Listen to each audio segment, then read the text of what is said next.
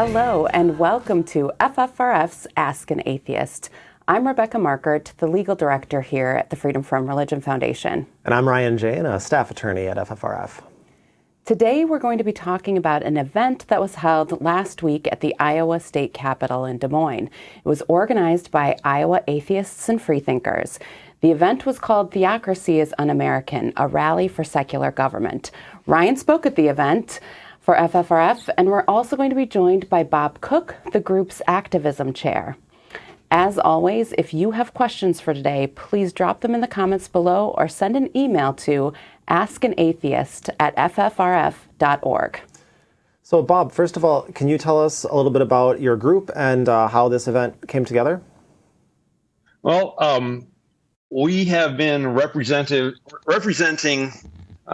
atheists and freethinkers in Iowa for the last 12 years? 12 years, I think. I got the idea for this, in December. It was abundantly clear to me that there were going to be so many horrible bills filed in our legislature this session. It's one of my peculiar hobbies is following the bills that are being filed, and so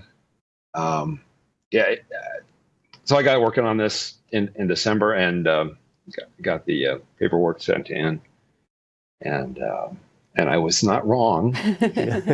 What did you guys want to accomplish with this rally? I wanted to,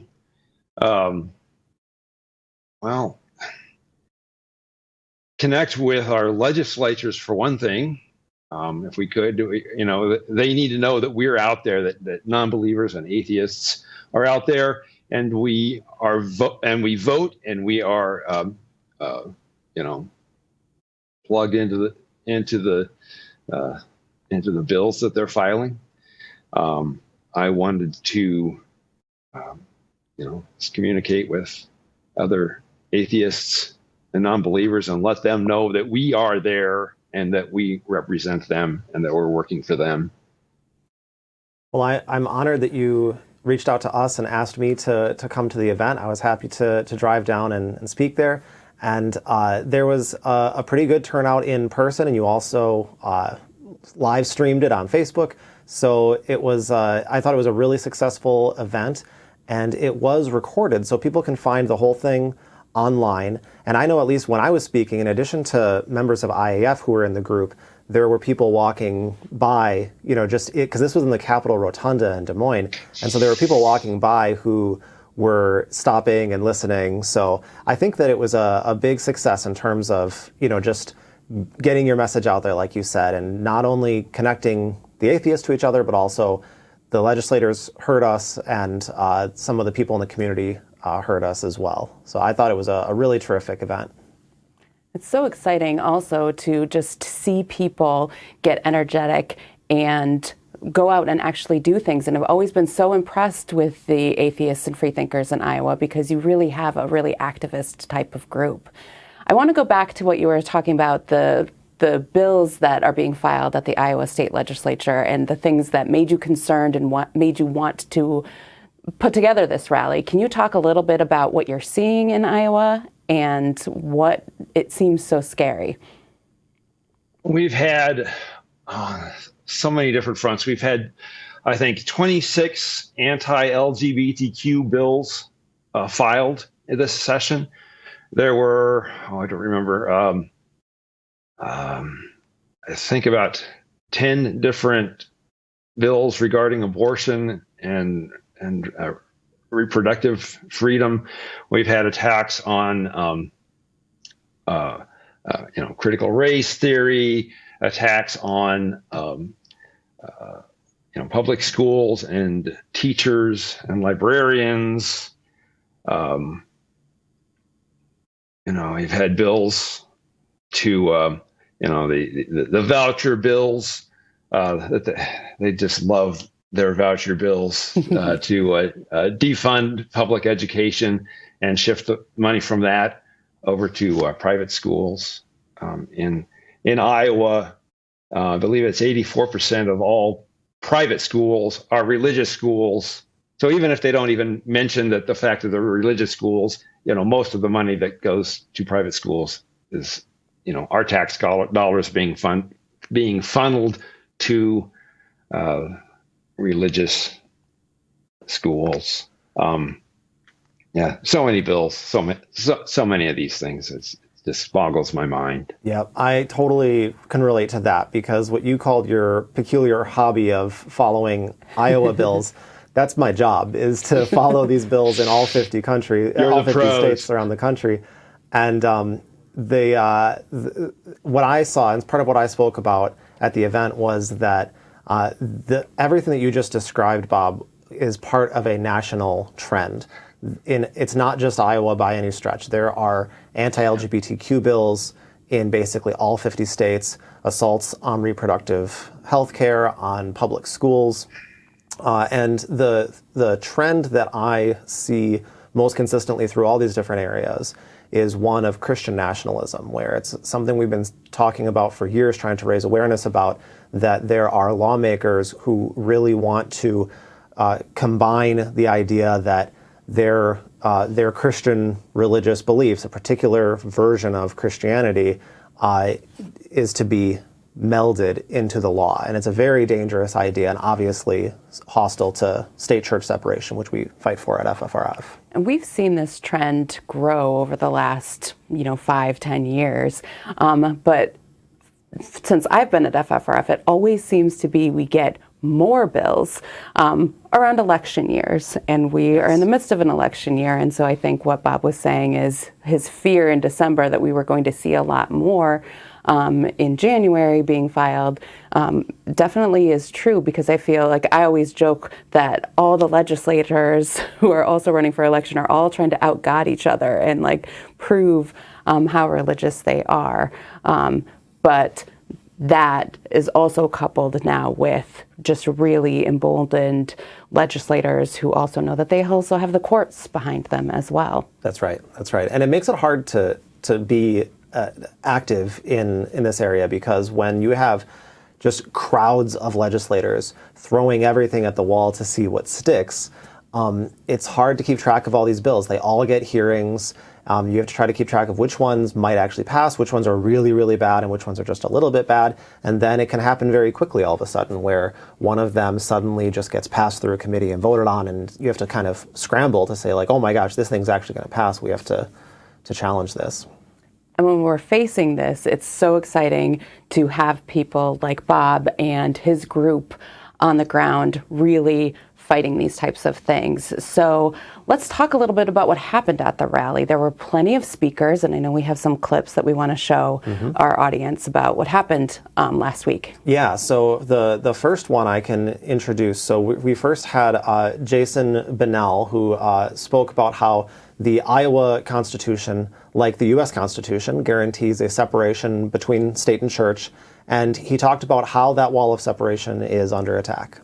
To quote the Iowa Constitution, which does mirror the U.S. Constitution, Article 1, Section 1, the General Assembly shall make no law respecting an establishment of religion or prohibiting the free exercise thereof, nor shall any person be compelled to attend any place of worship, pay tithes, taxes, or other rates for building or repairing places of worship, or the maintenance of any minister or ministry.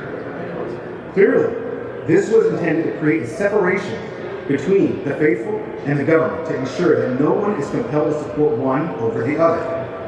To paraphrase Christopher Hitchens, many religions now come before us with ingratiating smirks and outspread hands like unctuous merchants in a bazaar. They offer consolation, solidarity, uplift, but we have a right to remember how barbarically they behaved when they were strong and had all the power, and they were making an offer that you literally couldn't refuse on pain of death or exile. This is why you need to make sure that the wall between church and state separation stays strong. So That was a little clip from one of the activists there. And of course, they're in the rotunda of the Iowa State Capitol, which we have a beautiful rotunda here in Wisconsin. And we know from rallies that we've done, when you're in the rotunda, there's an echo because of the acoustics in the building. It's beautiful for chants and it's beautiful for music, but sometimes it makes speeches hard to hear. So you're getting a little bit of that in the clips that we're showing. But he did a great job of also just reminding us of the basics of state-church separation and our constitutional rights. Yep. And yeah, we were unfortunately not allowed to have a microphone at the event. That would have helped, but is against the rules. But yeah, I liked how Jason was especially highlighting the heightened protection in the Iowa state constitution, which, you know, a lot of attention is given to the U.S. Supreme Court. And we talk about state-church separation. Everyone thinks about the First Amendment. But it's important to remember that all 50 states have state church built into their state constitutions, and a lot of them, including Iowa, if you listen to that language and read the language that Jason was, it's actually higher. So as lawyers, we call this the one-way ratchet principle, but the idea is that a state can take a protection like state church separation and can raise that protection even higher than what the U.S. Constitution protects. That was a really great thing that I was happy that Jason highlighted. We have another clip where he is talking about the further erosion of state church separation in the era of COVID. The wall further erodes. Even during a global pandemic, with all the science and data suggesting that mask wearing, social distancing, and vaccination is the best method to slow the spread of a deadly disease, religious organizations and gatherings were exempted, despite the increased lethality to the public at large because of this. The government was allowing faith-based convictions to overrule the public good. The wall further erodes with deadly consequences. Yeah, so Jason was really, I thought, a powerful, fantastic speaker. And so after that, we have one more clip of Jason that I want to highlight. So he talked about how religion is such a common driving force behind assaults on civil rights, which is why it's so important that as atheists, we stand up and fight these civil rights battles. This applies to all persons of Iowa, regardless of their race, age, ethnicity, and yes, their religion or lack thereof. This also applies to gender and gender identification. And when equality is under attack, atheists show up. We have seen these same moral panic arguments from religious groups and churches in the past, and evidence just doesn't seem to matter to many of the faithful. Whether it is integrating schools, allowing interracial marriage, allowing for same-sex marriage, and now the actual existence of trans persons, religious faithful stand in opposition to these movements of progress every turn. Every time we see an attempt to do an end run around these civil rights legislations, human rights, and equal treatment of all Iowans, as the Constitution says, there's a faith-based argument underneath it, and a religious justification. Love that point. And something he said, Bob, was actually on your shirt that day. I don't know if we have a picture of it, but do you remember what's the exact thing that was on your shirt? Oh, which one was that? It was something like when LGBTQ rights are under attack, atheists show up. Oh, when rights are under attack, atheists show up. Yeah, that's our IAF T-shirt. I love it. Yeah. Yeah, that was a new one for me. We have a lot of catchphrases we hear all the time, but that one was new to me, and I absolutely love it because it's just what Jason was talking about, that these are secular issues. There are always faith-based arguments behind these assaults on civil liberty, and so that's why it's so important that we stand up as a secular community to push back against them. So who else did we have speaking at the event? The second speaker was Tom Harvey, who is a longtime member of IAF, I believe. Is that right, Bob? Yes. Okay. Yep. And so I'm just remembering what this first clip we have of Tom. Here we go. So he talked about Iowa's theocratic lawmakers pushing bad bills when they should be focusing on science and evidence-based solutions to real problems. Who is writing these bills to persecute, marginalize, and condemn their fellow humans? The answer is theocrats. Theocrats who seek to avoid fundamentalists who want it to always be like the good old days of the KKK, lynch mobs and men, white men in control. How would they feel if they were targets for having fancy suits, expensive haircuts, or just free health care? So there's Tom, and loved that point. He was another powerful, great speaker. And we have a second clip of Tom, I believe, which we can go ahead and run. We need science, not mythology. We don't need God. We need social justice, equality, and diversity. Absolutely. Hear, hear. Yes. So you also spoke at the event. Can you tell us a little bit about what you talked about and why you thought it was important to bring that to Iowa? Certainly. And Bob, maybe you can actually tell what happened. We had a live sort of event. We were right down the hall from the governor's office. And it was at this point in the event, while Tom was speaking, just before I got up, that we got some unfortunate news. Do you want to share what that was? Yes. There was one bill that has made it all the way through both houses, was a bill that would ban transgender women from playing on school sports teams. It's been sitting on the governor's desk for the last couple of days, and as Tom was speaking, we got word that she had signed it in a nice, cheerfully cruel ceremony. They were just so bright and happy about signing this bill. It was hard. It was hard. I told Tom about it when he finished, and it was kind of emotional. Yep. And we saw there was a similar bill in Wisconsin that FFRF lobbied against, and I went and testified against that same bill, actually, and it passed the Wisconsin legislature, but fortunately we have a governor who vetoed it, so it's a different political environment than in Iowa for that particular bill. But yeah, it was a dampener on the event, but at the same time, it was a reminder of why we were there and why we need to be active about these things. So it was a tough time when, at this point in the event, I got to go up and speak, and everyone was kind of glum because we got this bad news. But it's exactly what I wanted to talk about anyway, is that these are awful bills that we need to be taking action against.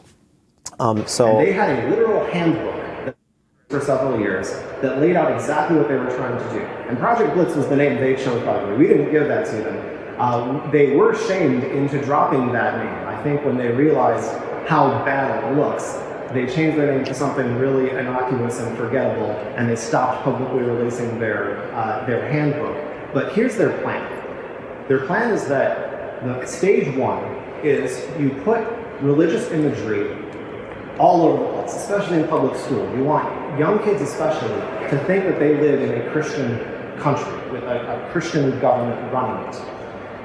And you instill in the curriculum of the public schools warped versions of history that also further suggest that Christianity has a elevated, special place in our society. And then they want to utilize that understanding as if they have that cultural the foot in the door, to then pivot and undo all the great civil rights work that has been done over the past 60, 70 years. They want to roll back same-sex marriage, roll back women's equality, reproductive rights, all of it. That's their playbook. They want special religious exceptions to what we now know the law should be, which, I'll remind you, is exactly what even Antonin Scalia said is a totally unworkable system. It cannot be right. So in that clip, you're talking a little bit about Project Blitz. Did you want to elaborate a little bit more about that here? Yes, and so people who have watched the show in the past are probably familiar with Project Blitz. It's this group of Christian nationalist legislators who created a handbook of model legislation that does all the stuff I was just talking about in that clip. And I mentioned at the very beginning of the clip that they don't call themselves Project Blitz anymore. I think when they started to get press, they realized how bad that sounds, so they changed it to something else. But they are still going strong. So it's still a group that's out there doing exactly what I was talking about. And it's a concerted effort across all 50 states. And the reason they chose the name Project Blitz is because their goal is a blitzkrieg. They wanted to get all of these bills out there and passed before the opposition knew what hit them. That was the entire point. So that was the first point that I talked about. And then the next national trend that I wanted to connect to Iowa legislation was about the assault on public schools. And I commented on how young people generally are not on board with the government pushing religious bigotry. So when they see bills like this, most young people say, no thank you. This is absolutely repulsive to them. So that's why the top priority for Christian nationalists is to get into public education. They feel they need to get to the kids young. They have to indoctrinate them at an early stage. In case it sounds familiar, this is of course the playbook of religion. It has been for centuries. So it speaks for itself, right? I then highlighted the idea that that state legislation is the place that I would recommend putting your energy, putting your activism. So if you care about these issues, there are a number of different areas you might focus on. There are federal bills. There's state bills, which we're talking about now, and then there's also courts, right? As lawyers, a lot of people ask us, why don't we just file more lawsuits? And we have the right arguments. We have the Constitution behind us. Why don't we fight it that way? And the bad news, which we've talked about in other shows, is that the state of the judiciary is currently very hostile to state-church separation. So it's one of these situations where things may very well get worse before they get better in the courts, unless we enact court reform, which we have argued strongly is a secular issue, but that requires going through the U.S. Congress for federal court reform. And that, if anyone who knows anything about Congress, is that it's pretty hard to get things through the U.S. Congress. And of course, you have less influence with the federal Congress than you do with your state legislature. So as difficult as it may be to try to enact to get good change at the state level with things like gerrymandering and dark money in politics and assaults on voting rights. It's easy to get cynical, but you have to fight against that. This is the best place for us to be making progress. So I strongly recommend that is where you focus your energy and your activism. So that was the second point I talked about. We don't have a clip about that.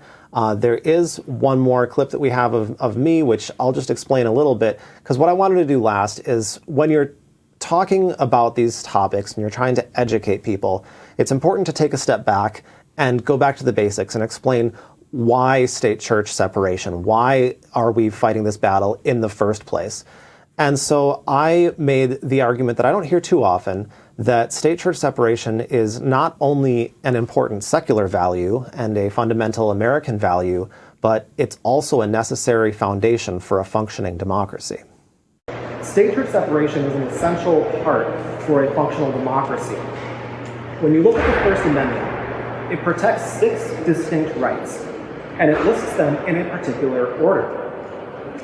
This is the roadmap for how to be a participant in a functioning democracy, how democracy can in theory work for everyone. And what the First Amendment does is it provides the guardrails on every step of this process. So I'll go through them quickly to tell you what I'm talking about. The first is the Establishment Clause, the guarantee of a secular government. Second is the Free Exercise Clause. Then is free speech, freedom of the press, freedom of assembly, and finally the right to petition your government for a redress of grievances. And to further explain what I'm talking about there, so if you imagine how a democracy is supposed to work, you have a government that is able to pass laws, you elect representatives there, but say you as an individual have an idea of something that ought to be a law. And in the talk I gave the example of banning conversion therapy in Iowa. which is a trend we've seen some other states do. Conversion therapy, of course, is this horrible religious-based process to try to basically turn gay people straight. And so say you woke up one day and you said, hey, they should ban conversion therapy in Iowa. How do you go from having that idea all the way down the road into turning it into a law? And if you think about it, you can actually walk right through the First Amendment, and that's the entire process.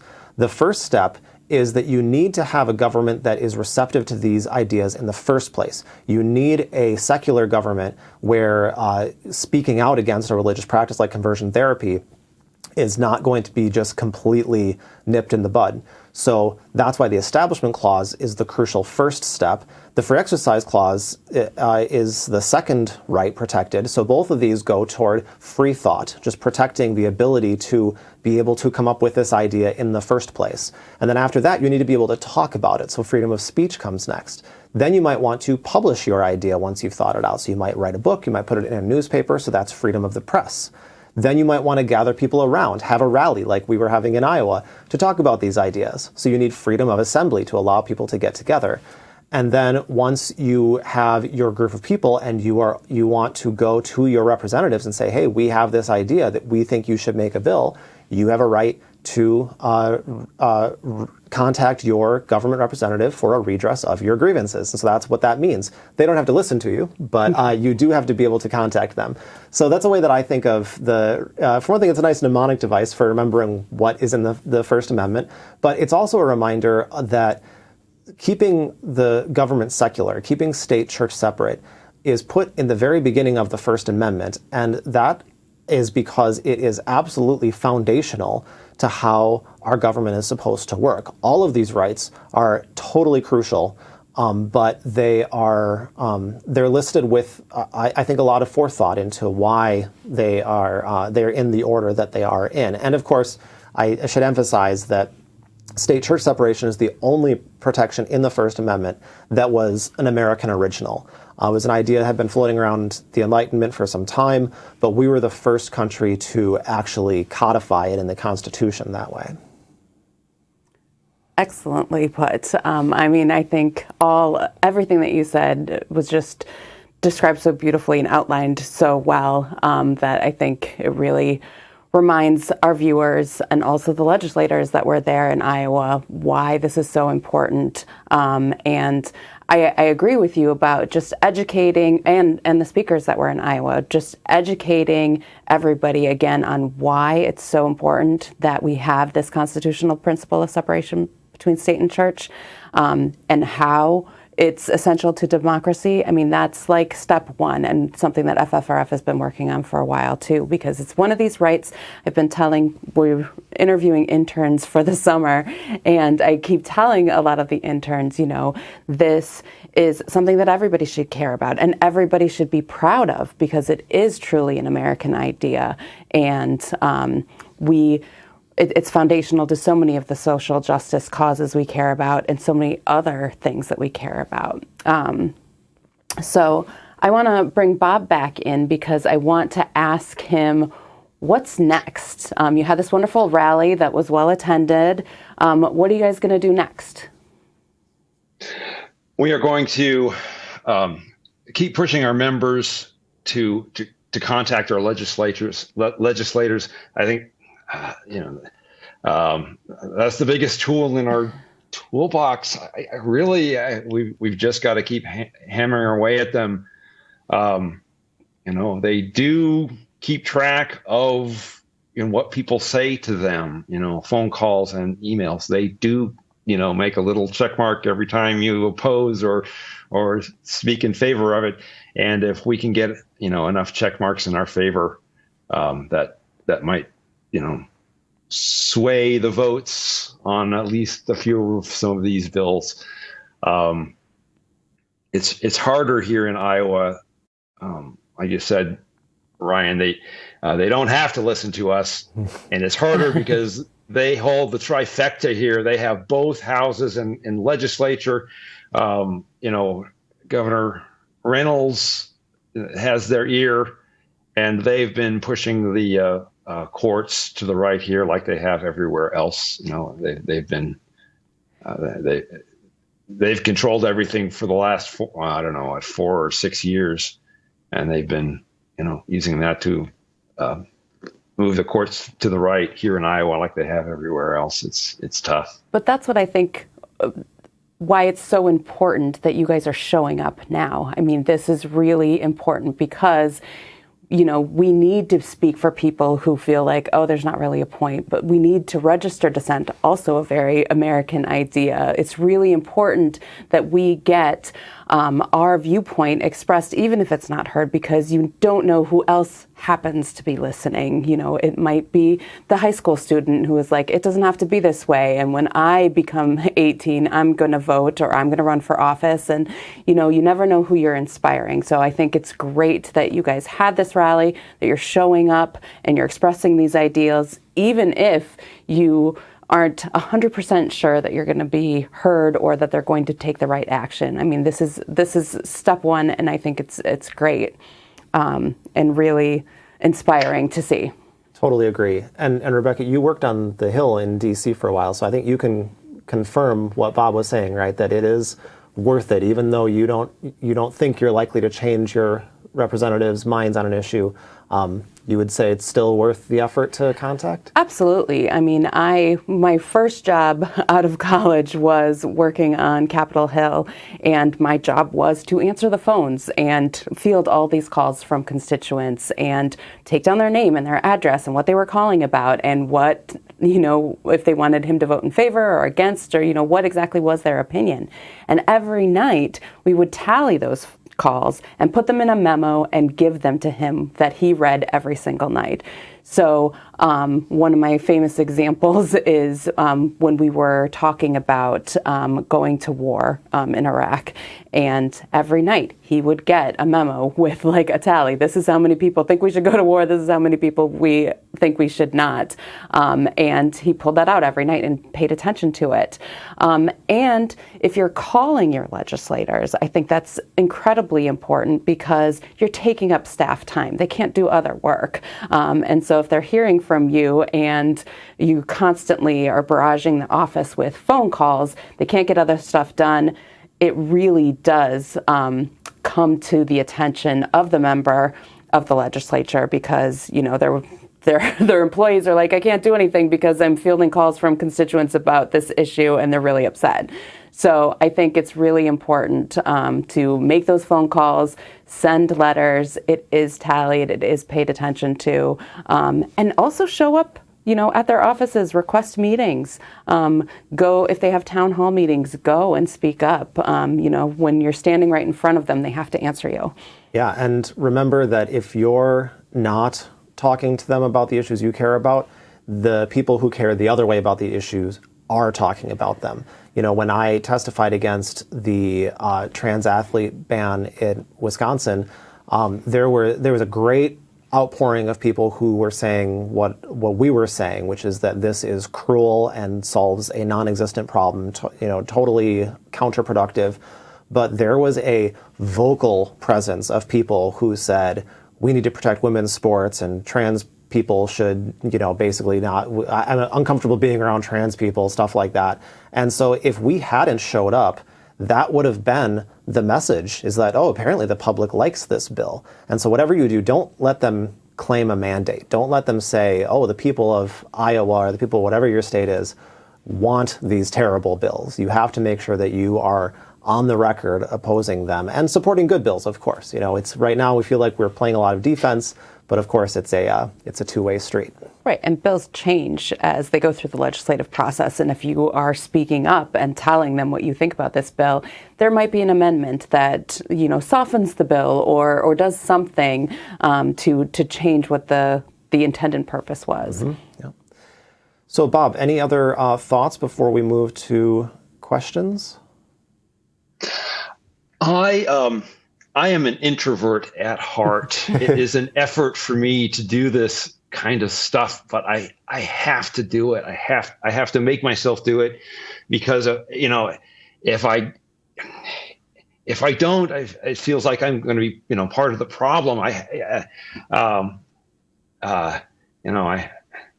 have to get out there and make a difference, because who's going to do it if we don't? So I've got to get out, and I've got to get other people to join me, and I think you are not alone make an in impact. that. Yeah, I think you're not alone in that. I think we're hearing that from a lot of people now, that they just can't sit on the sidelines anymore. And even if it makes them uncomfortable, they do have to go and speak out. And that's also what's really exciting about being in the movement at this time, because there is an energy that we haven't felt before. And it feels really good. Yeah, and remember when I was talking about young people in my talk, remember also that the demographics are on our side, right? So it can be frustrating at times, but generally I think things are, in the longer term, going to get better, because young kids who are becoming of voting age and are getting, just growing up and becoming more active, most of them are all right on these issues. Most of them kind of get, when they see this Christian nationalism in the law, they don't want any part of that. So I'm hopeful for the future. Oh, yes. And I definitely want my children to know that I was on the right side of history with a lot of this stuff. Yes. So we do have a lot of questions, so I'm going to get to them. And one very important one that I'm glad was asked. Bruce asks via email, where can I go to join Iowa Atheists and Freethinkers? We have meetings. We have meetings every other week on Sundays at local restaurants. You can go to our website and check our calendar there. I guess that's the easiest way to find us. Could you give us the website? Yeah, what is the website? IowaAtheists.org. IowaAtheists.org. Easy to remember. It is very easy to remember. So the next question comes from Ann Bendixson. Are there any state church separation strategies that have been effective in other states that Iowa should be attempting? I think that's probably best directed at you, Ryan. Yeah, I think it's mostly the stuff we've talked about. The reality is, in states like Iowa, where you have this iron grip on the legislature and the governor's office, it's hard to do anything other than exactly what IAF is doing. You have to just show up, be vocal, and educate people. We've seen that, around the country, but I think they're doing a great job. And the only answer really in that sort of circumstance in Iowa is to continue doing more of that. You have to just keep the public consciousness on your side. Keep your side of these arguments in people's ear. Remember that people live in echo chambers, and you don't want them to just be hearing the other side of these arguments all the time. So even though Iowa's one of the tricky states right now, you just have to keep pushing, keep educating. In other states, you have more wiggle room. You have sometimes, for instance, you'll have a House that is a little bit crazy, but the Senate is more reasonable. So there are strategies like that where you can, focus on the Senate, for example, the state Senate, and say, hey, the House passed this crazy bill. We really think you should stop it, and that can actually work. In states like Iowa, it's tough. So you just kind of do what you can. Well, so the next question, Kevin Glover writes, much of what the Iowa legislature is pushing seems to be the same as GOP legislatures around the country, including here in Arizona. Has IAF seen more outward support from legislatures outside the conservative majority in the course of 12 years, or have legislators in the minority kept their distance so they're not seen as anti-religious?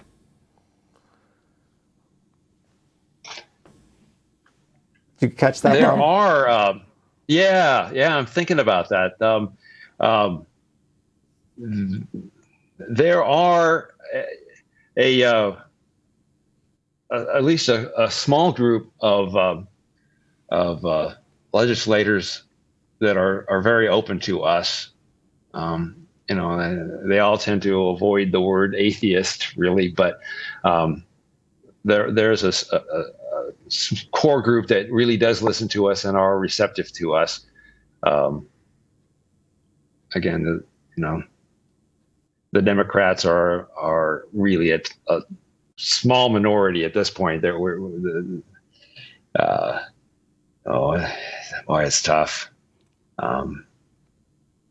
You just got to know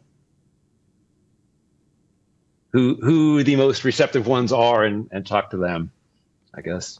Yeah, that makes sense. And I know we've encountered all over the country difficulties with this too, where there's a concern sometimes where you have legislators who are good on state church separation, but they are maybe nervous about making it a frontline vocal issue because they don't want to be seen as being anti-religious. So this is another area where I think just the education is so important to say, you're first of all, you're not being anti-religious, but also standing up for state church separation is patriotic. It's fundamental to being an American. It's fundamental to democracy. And so keeping that message straight, I think, helps. But yeah, the problem flagged by the person who wrote in, that is a real one. Well, what about the Congressional Free Thought Caucus? Like, would that have any import into some of the state legislatures? Yeah, and that's a great point to mention. So at the federal level, we have this Congressional Free Thought Caucus, a group of federal representatives who are committed to secular issues, standing up for state church separation. And they have, of course, connections to their respective states. So it's something to think about that if you could look up the CFC, again, the Congressional Free Thought Caucus, and see if anyone in your state, any reps from your state, are members of the CFC. If they are, you could urge them to try to help advance state church issues at the state level with any connections they have. And if your rep is not a member of CFC, you could urge them to join. And it also just serves as sort of a model for some of the state legislators. Like, they don't have to be quiet, because here in Congress, there's a whole group of senators and representatives who have come out and support state church separation and the idea of atheism and free thought. Yes, absolutely. And just to jump in as a lawyer brain really quick, because there were a couple mentions of political parties. I just want to clarify that FFRF is a 501c3, and so we advocate for state church separation, and any reps who back state church separation will have our support on those issues, but we don't endorse any political candidates or parties. Right. So we do have one final question. It is from Heather Johnson. Any advice for people that know activism and speaking out is important, but are afraid of repercussions from backlash for doing so? Bob, do you have any thoughts on that? I mean, we do, I'm sure, but I'll let you go first if you have any thoughts. I apologize. Tell me, read that to me again. Sure. Any advice for people that know activism and speaking out is important, but are afraid of repercussions and backlash for doing so? Wow. Yeah, that's tough. I'm in that position a little bit with my employer. I don't really feel comfortable talking about this at work, but boy, yeah, just I'm not sure what to tell you. It's something you've got to be careful of. Don't let yourself get into trouble with people who can make your life difficult. Well, I also think there are ways that you can do it without necessarily attending a rally and speaking and risking really publicity on it. I mean, just writing to your legislator can be more private, and you don't have to let anybody know that you wrote to that person, and your employer doesn't need to find out, and things like that. Do you have any other thoughts? Yeah, I mean, definitely don't feel bad for doing what you need to do to protect yourself. Like you being healthy and happy is a priority. So don't ever feel guilty that you are making the decision to not be active because of repercussions. But my other thought is that this should be a reminder for those of us who are fortunate enough to not be in that position, that a lot of people who are like-minded might have these constraints that you don't have, where they can't go out and be active. So that's another reason for you to just redouble your efforts and get out there and speak on their behalf, because they oftentimes can't or just don't feel comfortable doing it. And I will have to put in a plug for our own organizations. One of the reasons why we exist, to help.